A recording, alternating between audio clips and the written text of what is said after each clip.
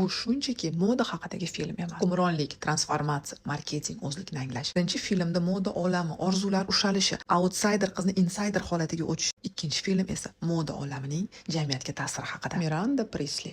U endi sovuq qor malikasi emas. Obrazlarga e'tibor bering, yumshoq, do'stlik alomatlari aks etgan. Lekin bu hukmdor arxetipiga o'tishni birinchi bosqichi. Obrazlarning keyingi qismida minimalistik sokin hashamni va uni o'ziga qaytishini ko'rishingiz mumkin. Birinchi qism transformatsiya, runway olamiga kirish. Ikkinchi qismda esa o'zligini anglagan, qalami o'tkir jurnalist, o'z imijiga ega redaktor. Emily.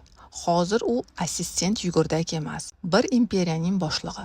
Avval u moda olamining qurboni edi, hozir esa o'zi ovchi. Jangchi obrazi keskinlik ko'rsatib berilgan. Nigel. Eng yaxshi ko'rgan qahramonim. Doimiy do'stona, bosiqlik, g'amxo'rlik ifori ufurib turgan obrazlarda bizga ko'rsatib berilgan. Qaysi qahramonni transformatsiya sizga ko'proq yoqdi?